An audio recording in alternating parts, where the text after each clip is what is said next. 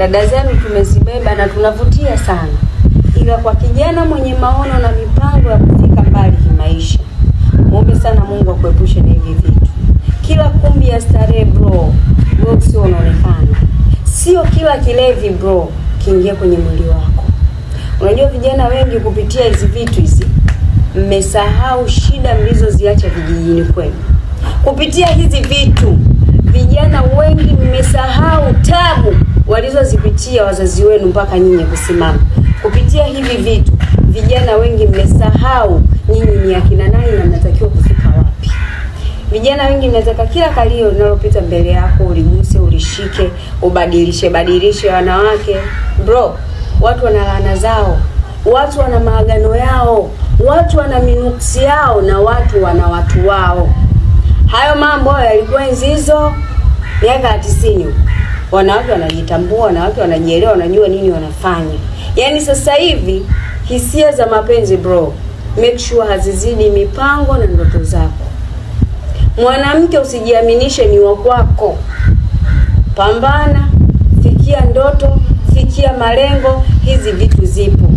Na kila siku zinazaliwa nzuri, kali za kuvutia kuliko zilizopolewa. Kwa wewe endelea, utakuja kujuta baadaye. Jiweke sana karibu na Mungu kwa sababu kwa sisi wenyewe binadamu hatuwezi kujiepusha. Isipokuwa Mungu pekee ndo ana uwezo wa kutuepusha na kila jaribu. Kwa hiyo muombe sana Mungu.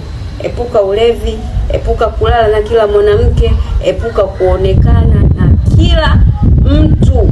Yaani wewe mtu kidogo akikuzoea tayari maisha yako ameshajua. My friend, utakufa vibaya. Utakufa vibaya. Hey.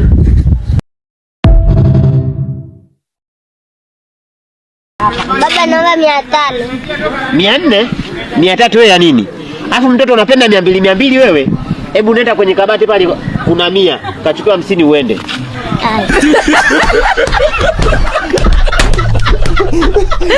Menalishwa visuku, vikukukuku, nyama chuku chuku.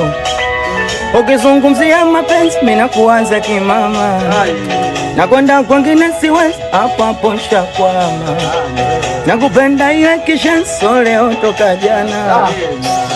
Usiwambia waina wa umambona hawataki nwe nawe, wanataka toke itirafu mapenzi ya bibi na babu, ugomvi wa nini?